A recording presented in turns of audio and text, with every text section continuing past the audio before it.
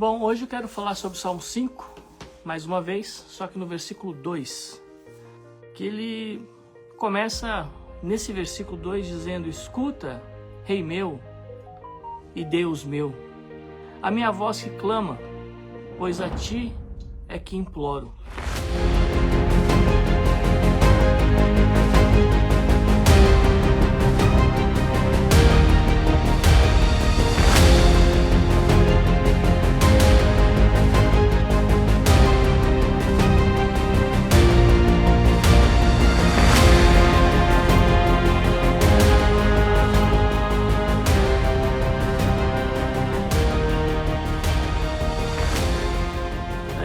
Nós vemos aqui a necessidade que Davi estava tendo, como eu disse na semana passada, o desespero, a forma como ele clama ao Senhor, a necessidade que ele tem de alguma forma chamar a atenção para si.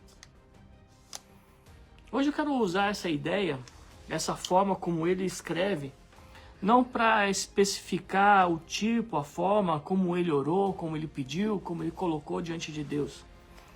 Mas eu quero colocar aqui uma situação que muitas pessoas vivem e não sabem o quanto isso atrapalha o seu relacionamento diário com ele mesmo, com as pessoas, profissionalmente e muitas vezes o seu relacionamento com Deus.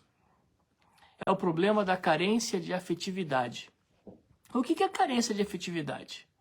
O que é carência de sentir alguma coisa ou de ser visto por alguma coisa? É um dos problemas de relacionamento mais comuns que atrapalham a nossa vida, nosso trabalho, inclusive a nossa relação com Deus. Quando a gente fala em carência de afetividade, carência de sentimento, carência de amor, carência de alguma coisa, nós estamos falando a respeito daquilo que parece que faz falta, ou existiu um vazio, um buraco, uma falha em algum tipo de sentimento que ele viveu ou cresceu. A carência de afetividade, na verdade, ela pode ser, inclusive, um sentimento que machuca muito a pessoa por dentro, que às vezes ela nem sabe onde começou, mas, na verdade, ele pode ser de várias causas, várias procedências. Essa falta de sentimento, ou de atenção, ou de afetividade, como eu coloquei aqui, pode incluir a falta de amor, a falta de atenção. E isso geralmente começa em nós ainda quando criança, dentro da nossa formação como pessoa. E isso pode causar, inclusive, em casos mais graves, traumas emocionais, isolamento social, afastamento das pessoas, dificuldade de se relacionar com as pessoas, dificuldade de se relacionar com qualquer coisa, inclusive com Deus.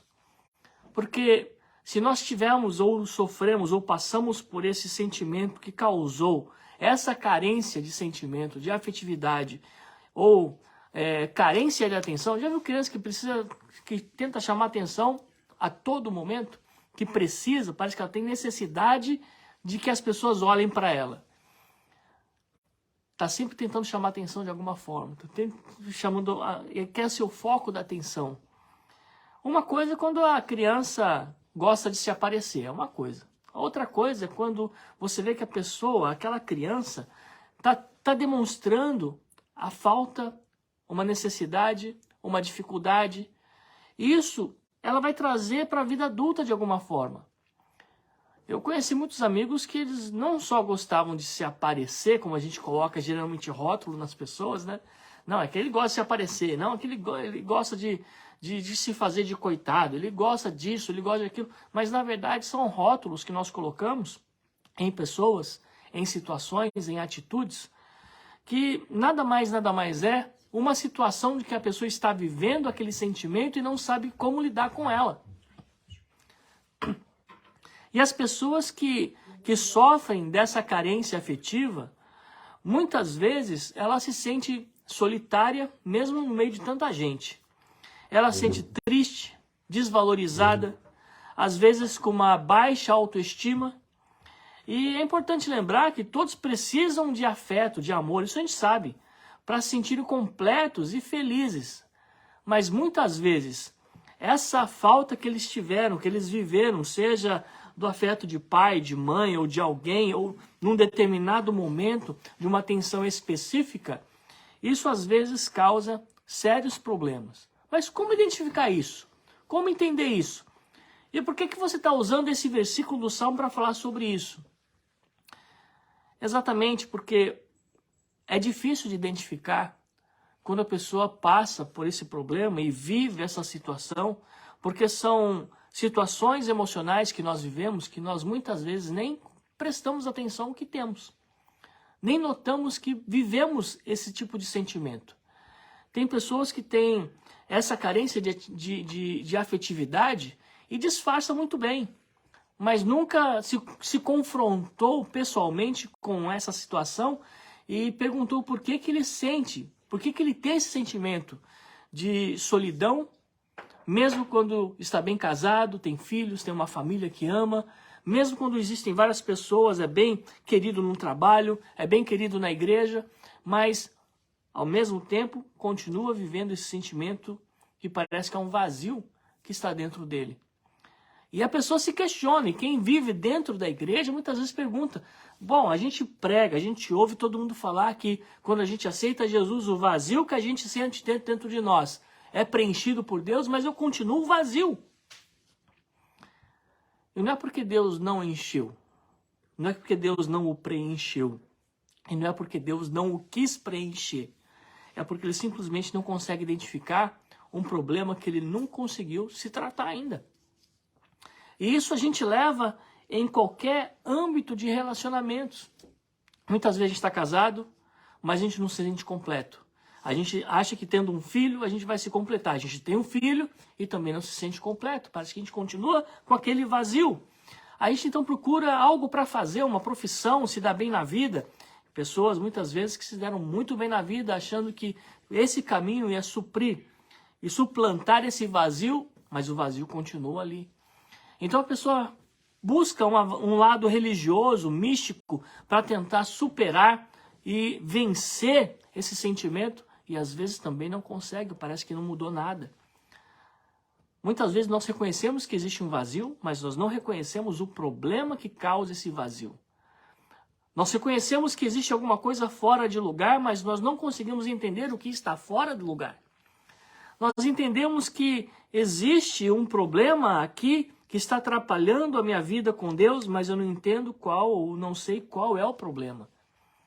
Eu não sei o que preciso ser tratado, o que precisa ser melhorado em mim, para que eu consiga melhorar no meu relacionamento com Deus. Aí eu acho, se eu orar mais, será que eu vou conseguir? Aí ele começa a orar mais, participar de cultos de orações, parece que quer fazer até vigília a noite inteira, achando que isso vai suprir essa carência. Ah, não, de repente, se eu ficar cantando o dia inteiro na igreja, louvando o dia inteiro na igreja, passar o dia inteiro na igreja, vai suprir esse vazio. Provavelmente ele vai disfarçar com atividades, ele vai ocupar a mente com várias atividades, mas o vazio vai continuar ali, porque não é o vazio de pessoas, não é o vazio de atividades, mas é um vazio de um sentimento que causou esse buraco, essa lacuna, esse espaço. E nós vemos que muitas vezes, e por isso que eu estou usando esses salmos como exemplo, não porque Davi fosse assim, mas porque muitas vezes a nossa atitude é de querer chamar atenção de alguma forma, com problemas, ou de se meter em problemas. Tem gente que busca problema a qualquer custo, para que as pessoas notem que ele é uma pessoa problemática e precisa de ajuda.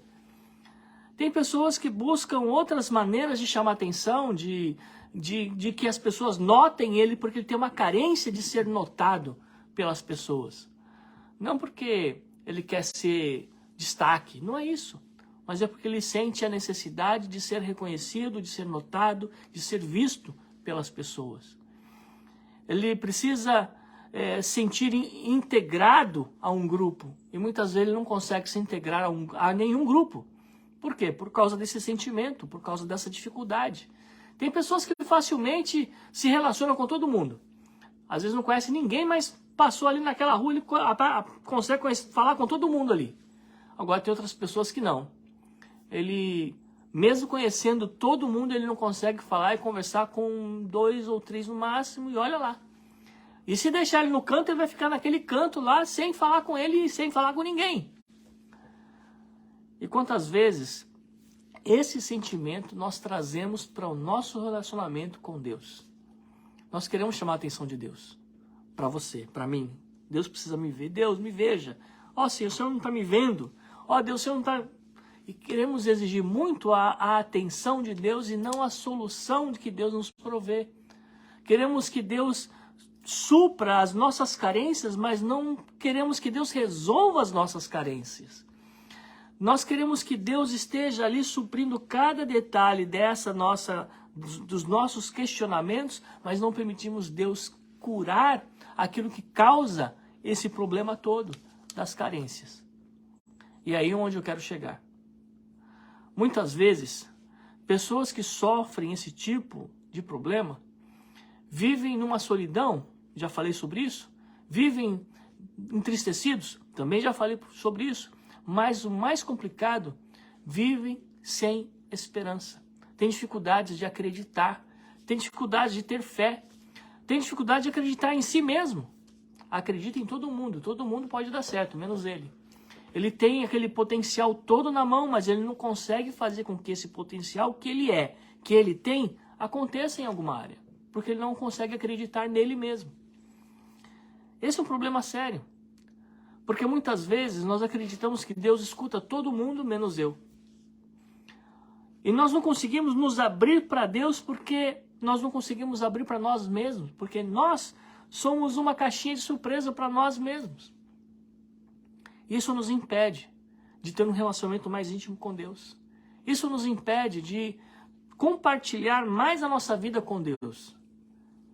E não é que Deus não nos escuta, não é que Deus não nos ouve, não é que Deus não faz nada por nós, é porque nós não nos abrimos para que Deus atue em nossa vida.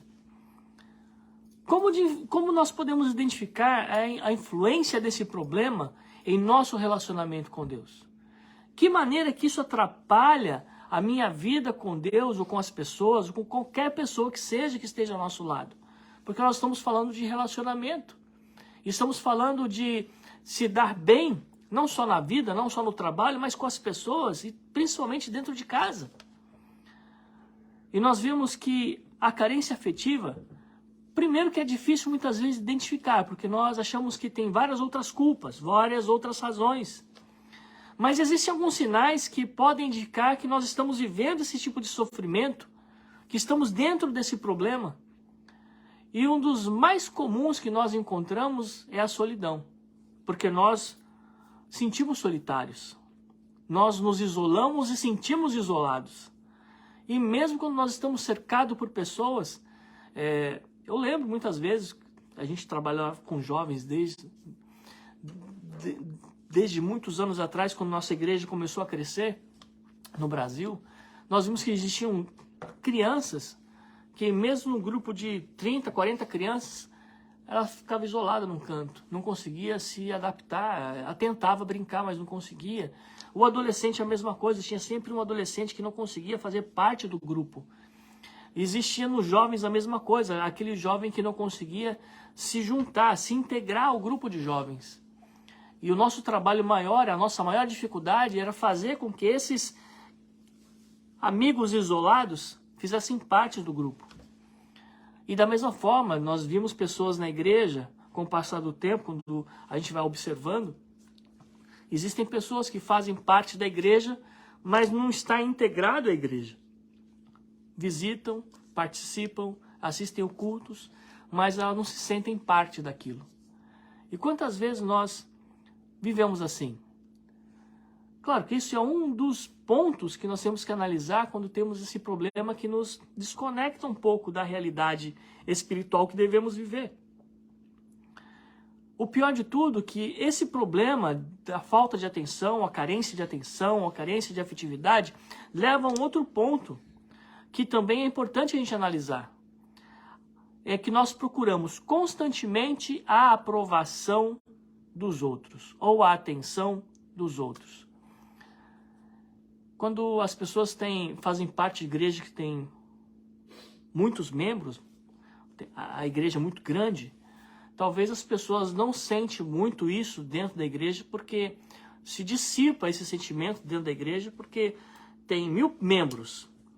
Todo mundo querer chamar a atenção do pastor para a sua vida, ou querer de alguma forma atrair a atenção do pastor para si, é complicado, porque são 1000 pessoas ali discutindo e tentando buscar a atenção do pastor.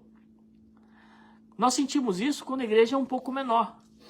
Porque quando a igreja é menor, você consegue entender melhor individualmente cada pessoa e qual a necessidade que ela está tendo. E são pessoas que têm a dificuldade de se enturmar no resto do grupo, e muitas vezes ele está sempre procurando na sua atitude buscar aprovação ou atenção das pessoas em volta, e principalmente da liderança. Porque ele tem essa carência, ele tem essa necessidade.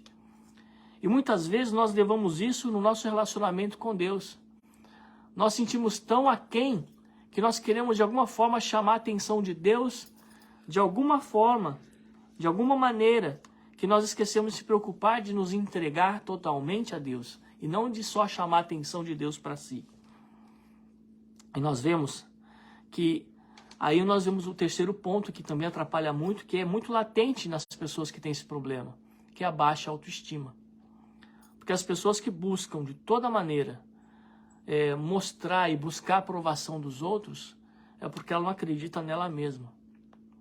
E quando nós não acreditamos em nós mesmos, nós temos a grande dificuldade de entender que Deus nos ama a tal maneira que o Filho que morreu na cruz do Calvário por nós, foi por nós, não foi só pelo mundo todo e eu estava fora desse mundo. Mas nós também estamos incluídos nisso. O amor de Deus não é só exclusivo ao mundo todo e eu não estou incluído nele. Porque esse tipo de problema que nós vivemos, que o ser humano vive, da dificuldade que ele tem da carência de atenção, de chamar atenção por alguma coisa, faz com que ele ache que o mundo todo, o mundo inteiro, foi escolhido por Deus. Deus ama o mundo inteiro, está na Bíblia. Só que eu acho que eu não faço parte desse mundo. Ele se exclui da grandeza de Deus, do amor de Deus, da benevolência de Deus. A única coisa que ele acha que sobra para ele é a ira de Deus, a raiva de Deus. É quando Deus pesa a mão. Aí ele está incluído. Agora, no amor, ele não está. Porque é esse sentimento que ele vive constantemente dele mesmo. Ele não se valoriza. Ele não se identifica como parte integral dessa bênção que Deus nos concede. E ele tem dificuldade muito grande de confiar nas pessoas. E principalmente em formar relacionamentos significativos por conta disso. Então esse relacionamento com Deus também é terceirizado. Como assim terceirizado? Eu estou passando por um problema, ele vira o crente 6 horas. O que é o crente 6 horas? Ô pastor, 6 horas por mim porque eu não estou bem. Eu estou passando por um problema, 6 horas lá por mim. É o crente 6 horas. Mas Deus nos convida a ter um relacionamento de tão grande intimidade, ao ponto de a gente não precisa nem pedir nada para Deus. Porque Deus sabe das nossas necessidades.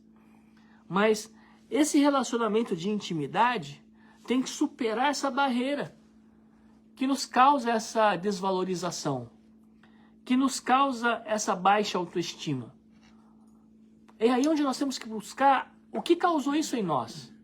Aí onde o Espírito Santo de Deus trabalha para nos fazer lembrar de coisas que passamos lá atrás, talvez na nossa infância, depois que começamos a ter um certo entendimento, que tipo de vida eu tive, que tipo de relacionamento eu vivi, ou que tipo de situações eu passei, que isso foi causando e foi trazendo uma proporção maior desse sentimento na minha vida.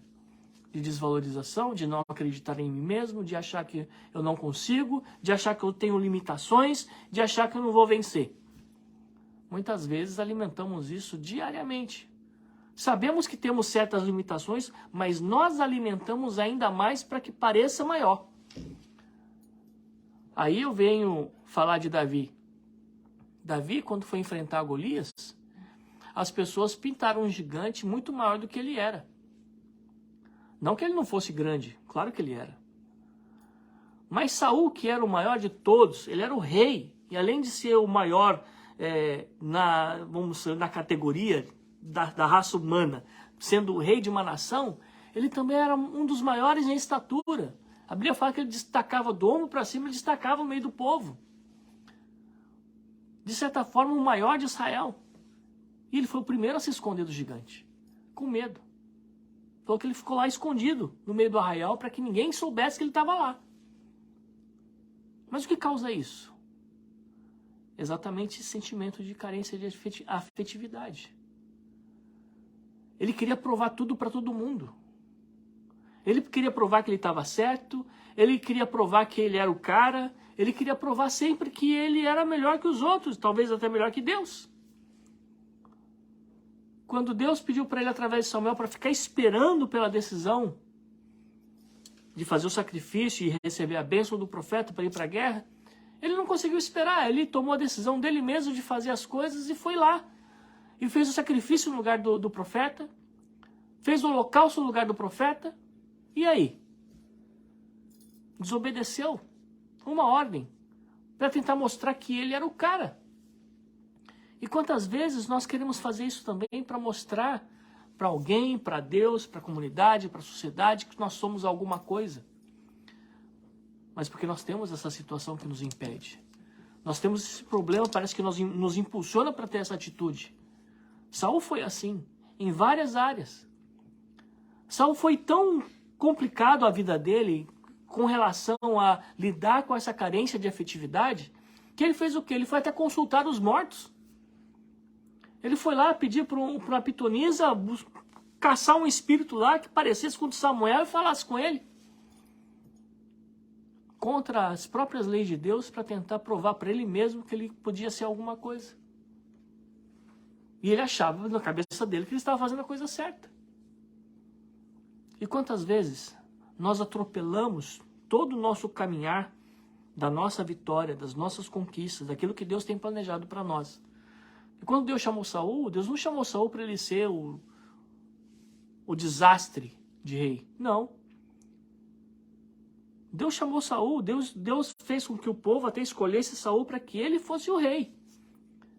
E que se ele obedecesse, todas as coisas aconteceriam para a conquista e para a grandeza dele.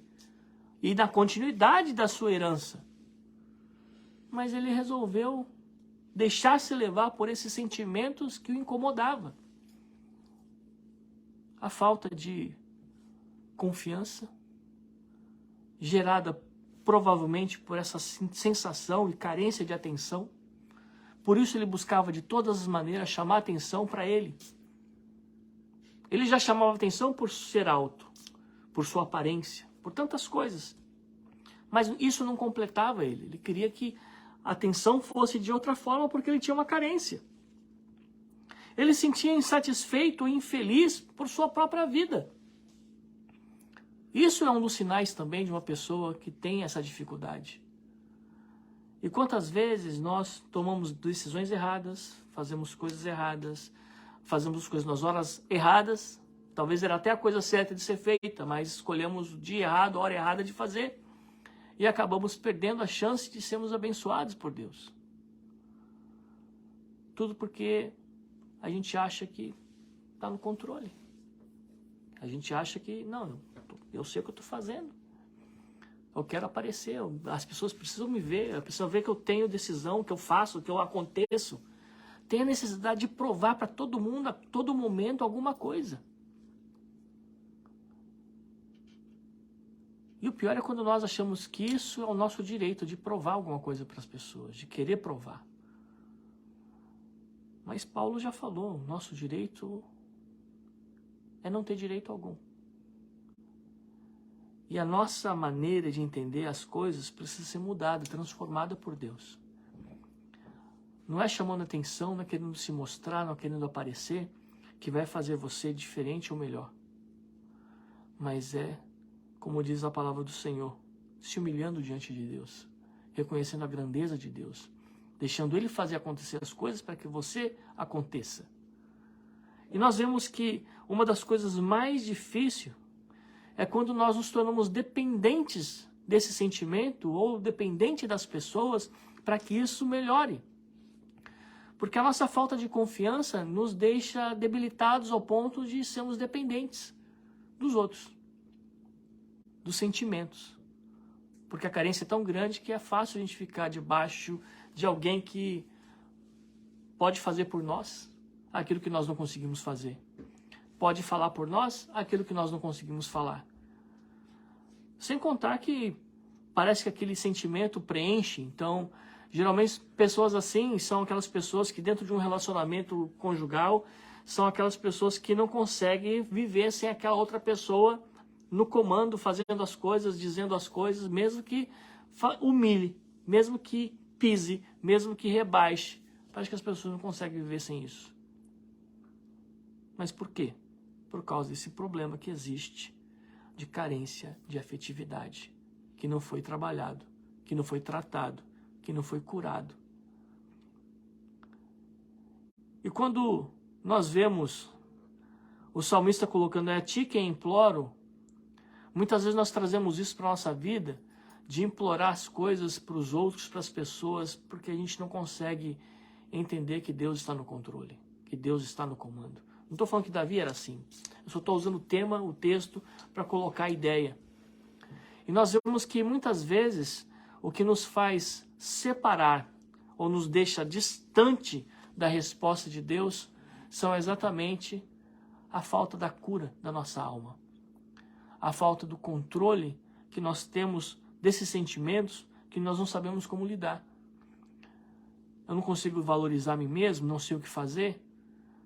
Será que você já convidou Deus para entrar na história mesmo e mudar esse sentimento? Porque você tem valor. E o valor que Deus tem dado para você é um valor muito alto. E muitas vezes nós achamos que isso é apenas um termo, um jargão bíblico, um jargão cristão, uma frase que todo mundo gosta de falar só para se sentir bem, mas não é só isso. O preço que foi pago na cruz do Calvário por nossas vidas foi um alto preço. É o preço que nós valemos para Deus. É o valor que Deus dá por você, por cada um de nós. Não é só um valor figurado, mas literal. Porque Ele veio, morreu. Ele veio, deu sua vida. Ele veio para que a sua vida fosse transformada e mudada. Não é fácil a gente lidar com esse sentimento. Não é. Não é fácil entender que você precisa superar a sua baixa autoestima. Muita gente não sabe nem como fazer isso. Às vezes a gente não sabe nem como lidar com isso. Mas Deus nos convida a superar de uma forma grandiosa, acreditando que Deus vai nos levantar e vai nos colocar no lugar certo. Davi, voltando lá no Davi, o gigante era grande. Segundo historiadores, falam aí de 3 metros aproximado de altura. Imagina um gigante de 3 metros na sua frente.